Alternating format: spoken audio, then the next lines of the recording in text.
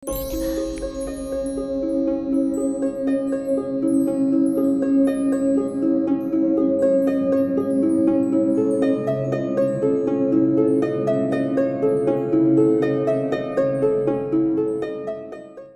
datang dan selamat malam Sobat RHI semuanya. Kembali lagi di Narator Rumah Horor Indonesia RHI menyapa kalian semuanya. Semoga kalian selalu ada dalam keadaan yang baik, sehat, dan banyak rezeki. Nah, siapa nih yang pernah ngerasain magang atau PKL? PKL itu kan praktek kerja lapangan. Nah, untuk kisah malam hari ini gak jauh-jauh dari situ. Jadi ini akan ada hantu atau arwah dari guru magang atau guru PKL. Oke Sobat RHI semuanya, inilah dia arwah guru magang. Namaku Yen. Kini aku bersekolah di sebuah SMK di Yogyakarta. Sekolahku itu masih kuat dengan hal-hal yang berhubungan dengan mistik. Maklumlah, sekolah ini masih erat hubungannya dengan Keraton Yogyakarta dan masih melestarikan tradisi Jawa. Saat itu aku masih duduk di kelas 10 dan kami tengah mempersiapkan sebuah acara pentas seni. Kebetulan kelasku dibagi menjadi 2 kelompok. Karena aku dan grupku mendapat kesempatan pentas di hari pertama, maka kami berkumpul sore itu. Dikarenakan kami belum terbiasa make up sendiri, kami dibantu oleh seorang dari teman guru kami. Alhasil kami mengantri untuk bermake up rias sampai jam menunjukkan pukul 7 malam. Kami yang sudah selesai make up dan memakai kostum segera keluar dari ruang rias. Suasana di luar sangatlah gelap. Penerangan satu-satunya hanya dari lampu yang berasal dari ruang rias, dan itu pun hanya samar-samar. Sambil menunggu yang lain, kami mengobrol. Entah kenapa, aku merasa ada yang menarik perhatianku pada sosok bayangan yang ada di depan musola, di sebelah kanan ruang rias. Aku menanyakan pada temanku, dan mereka bilang, itu hanya tong sampah. Tapi aku yakin kalau di atas tong sampah itu duduk seorang anak kecil sambil memeluk lututnya. Karena penasaran, aku mengajak seorang temanku untuk melihat lebih dekat tong sampah itu. Ayolah, temenin yuk, penasaran nih, pintaku. Akhirnya temanku mau dan kami mendatangi tong sampah itu. Namun tidak ada apa-apa di sana. Bener kan, cuma tong sampah? Lu sih gak percaya, kata temanku. Kami pun kembali berkumpul di depan ruang rias. Tapi lagi-lagi ketika aku melihat ke arah tong sampah itu, aku melihat sosok anak kecil itu lagi. Aku mencoba untuk tidak menghiraukannya dengan terus mengobrol dengan teman-temanku. Singkat cerita, kami selesai pentas. Kami pentas di pendopo yang berada di tengah-tengah kompleks sekolah. Sekolahku ini adalah sebuah kompleks yang di tengahnya ada pendopo.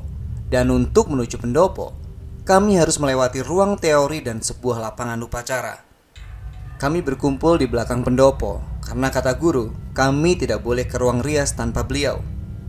Tapi karena lama dan gerah sehabis menari tadi, kami pun memutuskan untuk kembali ke ruang rias. Mungkin saja beliau sudah di sana. Jumlah kami ada 10 orang. Saat itu aku berjalan paling depan dengan temanku Rita. Tak seperti tadi, angin malamnya kini berubah menjadi tak nyaman. Aku memegang tangan Rita semakin erat. Rita, aku takut, ucapku. Tenang, kita kan punya Tuhan. Berdoa saja. Rita mencoba menenangkanku dan berdoa. Namun bukan rasa tenang yang kudapat. Aku malah merasakan semakin tak nyaman. Seperti ada sesuatu yang sedang menunggu kami dalam kengerian. Angin bertiup semakin kencang, membuat nyaliku semakin ciut. Kami sampai di ruang rias, namun pintunya terkunci. Kami bingung, sedangkan aku tak ingin kembali lagi karena merasa ada hawa yang tidak bersahabat. Tapi karena kostum yang kami gunakan tidak menyerap keringat dan sudah tidak nyaman lagi, kami memutuskan untuk kembali ke belakang pendopo untuk mencari guru kami. Kami berjalan melewati lapangan terbuka menuju pendopo. Dan saat itu, entah kenapa aku tak ingin melihat apa-apa.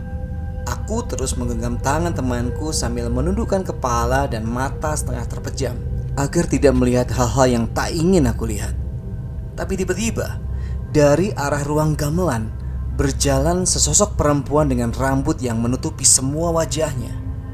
Dia mengenakan kemeja putih dan rok span berwarna hitam, persis seperti guru-guru PKL atau guru-guru magang yang sedang mengajar. Aku terkejut. Aku sadar sih, itu bukan manusia. Aku sempat terdiam dan Rita segera mengajakku kembali berjalan. Anehnya, teman-teman seperti tak ada satupun yang ketakutan. Mereka dengan santai mengobrol sambil melewati sosok itu, seperti tidak menyadari kehadirannya. Kulihat sosok wanita itu ikut berjalan mengikuti kami. Aku tak berani menoleh karena lorong yang kami lewati gelap. Sampai di dekat kantor guru, menuju lapangan upacara. Di sana terdapat lampu. Baru aku memberanikan diri menoleh dan menghitung jumlah temanku. 1, 2, sampai 11. Kami bersebelas. Padahal jumlah kami tadi hanya 10 orang. Artinya sosok itu masih terus mengikuti kami. Aku tidak kuat lagi. Aku berlari dan terduduk lemas di lapangan.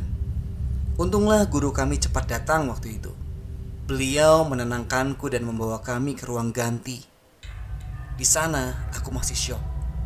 Sambil melepas perlengkapan kostum dan menghapus makeup, aku masih tak percaya dengan apa yang kulihat tadi. Lagi-lagi pengalaman aneh datang menghampiriku. Susan, seorang temanku, menghampiri. Dengan suara berat dia bertanya apa yang dilakukan perempuan tadi padaku. Aku pun bilang, dia hanya menduduk diam, tidak melakukan apapun. Dan Susan pun pergi. Aku tak mengerti kenapa dia bisa tahu kejadian itu. Padahal aku belum menceritakan apapun padanya. Tak lama Susan kembali lagi dan dia bilang kalau dia sudah memperingatkan wanita itu. Katanya wanita itu terganggu dengan ucapan kasar dari temanku di malam sebelumnya. Kejadian itu langsung menyebar keesokan harinya. Dan akhirnya aku tahu kalau wanita itu adalah guru magang yang bunuh diri di ruang gamelan beberapa tahun yang lalu. Oke sobat semua, itu tadi cerita horor kita untuk malam hari ini. Kalau kalian punya pengalaman horor atau cerita horor, kalian bisa kirimkan ke denny.tristanto1104@gmail.com. Kalian juga bisa ninggalin voicemail. Semoga kalian terhibur dengan cerita tadi. Sampai ketemu di cerita berikutnya. Selamat malam, selamat beristirahat.